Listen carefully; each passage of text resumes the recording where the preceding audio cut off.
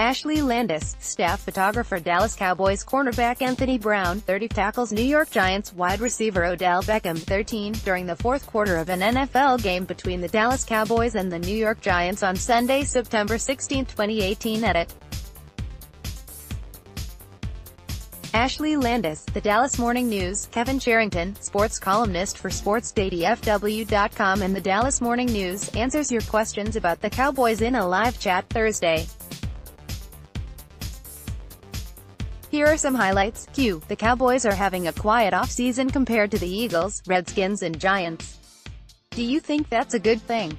Sherrington, I don't think any team in the history of the NFL should want an offseason as noisy as the Giants. What a disaster. They gave Odell Beckham Jr. all kinds of money last season, and now they've got that on their dead cap. They could have put a tag on Landon Collins and traded him. But they let him go for nothing. The Giants are a disaster. I like the Eagles' acquisition of Deshaun Jackson, who, amazingly, hasn't lost a step. He can still fly, and he's always given the Cowboys fits. Problem is, will Carson Wentz throw it to him? He likes his tease. Jackson didn't get along well with Jameis Winston, so it'll be interesting to see how he adjusts to Wentz. As for the Redskins, Dan Snyder loves the FA market. So far, it's never really worked out for him. Case Keenum seems like Alex Smith all over again. Not necessarily a bad thing. These should be a two-team race between the Cowboys and Eagles. Seemed like a good time for Jerry to take this offseason by the throat because of it. He chose not to. I think that was a mistake. Q. Were you surprised the Cowboys didn't make more of an effort to get Earl Thomas?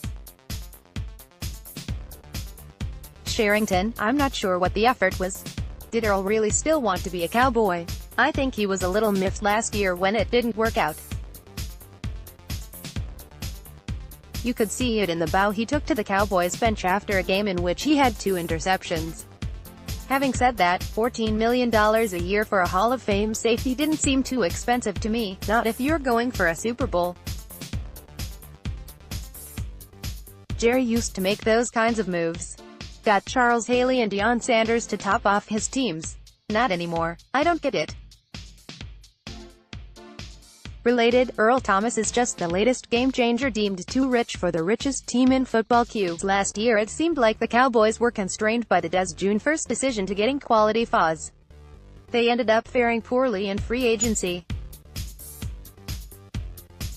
Does this year sound the same with the Lawrence negotiations? Sherrington, I don't know that I'd blame Lawrence for their FA decisions.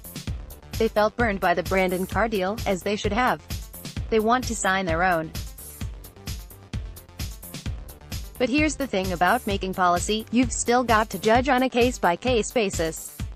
Just because you didn't come out on top with Carr doesn't mean you don't go after Earl Thomas. Carr was a good player, but he was no Hall of Famer. Thomas is, and he's still at the top of his game when healthy. The Cowboys once understood the difference. Q. Do you see the Cowboys upgrading the safety position through the draft now that the team lost out on Earl Thomas?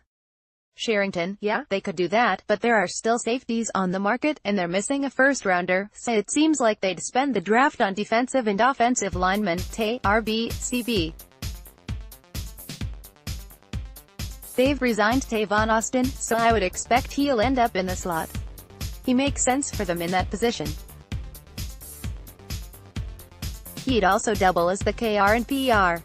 That's what a slot receiver on this team needs to do if he's going to be the third or fourth option. To enjoy the full chat, click here.